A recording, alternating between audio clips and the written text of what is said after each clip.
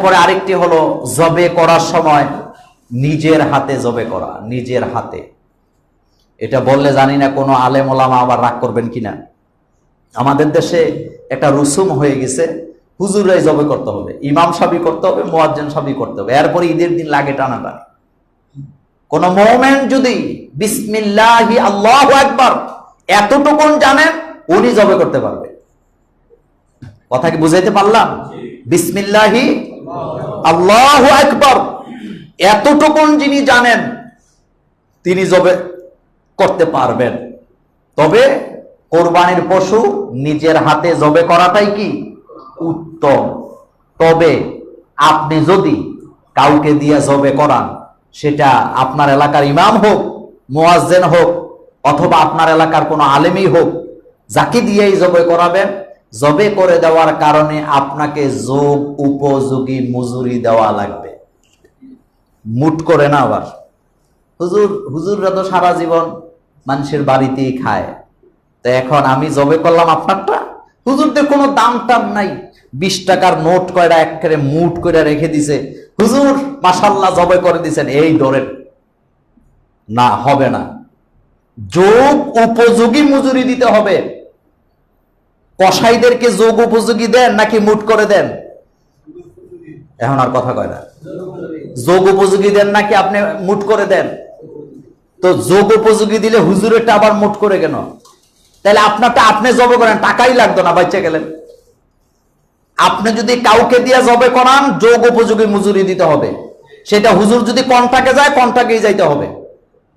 কারণ এখানে কুরবানিটা হচ্ছে কার জন্য? আল্লাহ পাকের জন্য। এই ব্যাপারে আসেন হাদিস জানি রাসূল কি করলেন।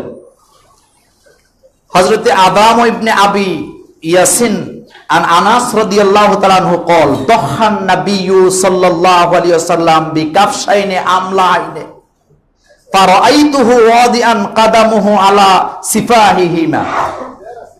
রাসূল কারীম সাল্লাল্লাহু আলাইহি সাল্লামকে আমরা দেখলাম, তিনি দুটি দুম্বা নিয়ে আসলেন, দুম্বাকে শোয়ালেন, দুম্বার ওই যে কি বলে এটা, পিঠের উপরে পা দিয়ে চাপ দিয়ে ধরলেন, ওয়ুসাম্মা ওয়ুকাব্বারা ফাযাবাহুমা বিয়াদিহি, এবং আমরা দেখলাম আল্লাহর নাম নিলেন, জবে করলেন, বিয়াদিহি নিজের হাতে, নিজের হাতে জবে করলেন।